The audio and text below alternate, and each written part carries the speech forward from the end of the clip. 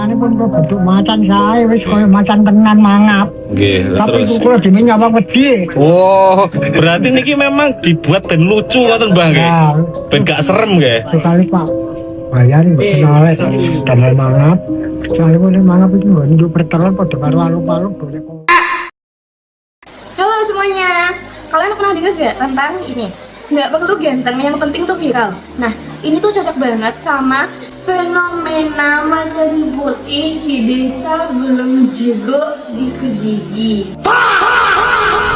Di kata garang, malah lebih mirip zebra yang kurang tidur alias gemoy. Aduh gantengnya. Tapi yang bikin kagetnya, pemerintah setempat gak baper soal permasalahan ini. Mereka malah gegejap daftarin patung ini ke HKI buat dapetin hak paten. Pertanyaannya, ini bakal jadi langkah jenius atau cuma ikut-ikutan tren yang sebenarnya lagi basi? Yuk kita bahas pro dan kontranya.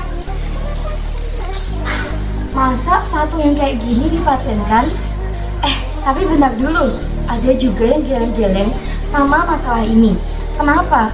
Argumen pertamanya adalah soal kualitas. Banyak yang bilang, masa patung yang bentuknya gak jelas ini malah dipatenkan. Kritik ini tuh muncul karena mereka takut standar seni Indonesia direndah. Nanti orang mikir, bikin asal-asalan deh, nanti biar viral terus dipatenkan.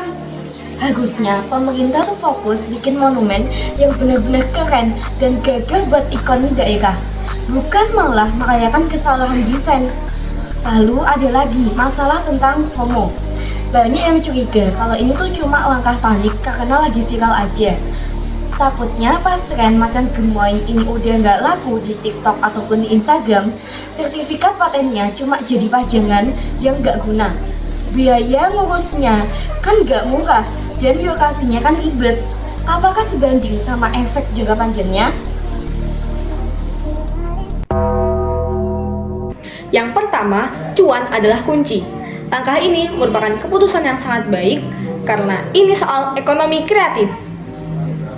Di zaman sekarang, branding itu segalanya. Barang yang aneh kalau viral bisa menghasilkan duit.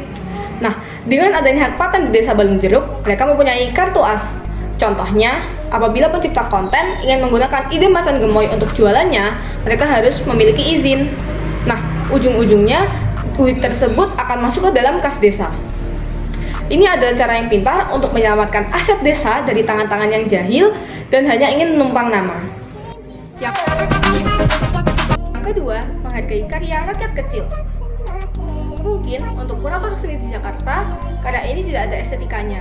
Tetapi untuk Pak Suwari yang membuat ini, karya itu adalah hasil keringatnya. Dengan mematenkan karya ini, berarti negara mengakui bahwa karya orang biasa itu berharga dan tidak boleh sembarangan dicontek. Ini mengedepankan soal martabat seniman lokal. Jadi, gimana jalan tengahnya?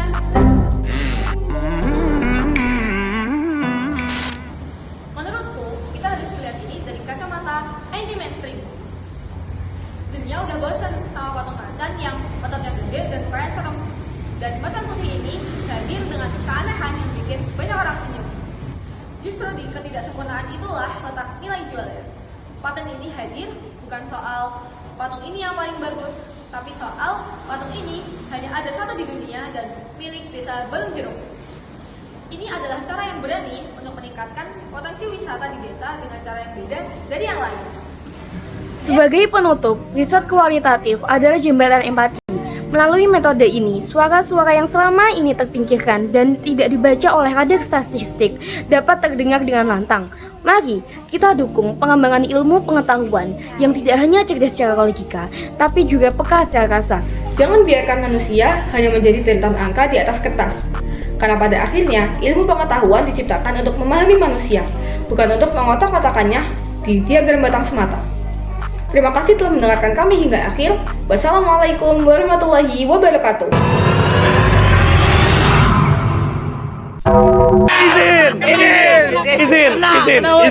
Izin. Saya Prabowo Subianto mengucapkan selamat hari ulang tahun.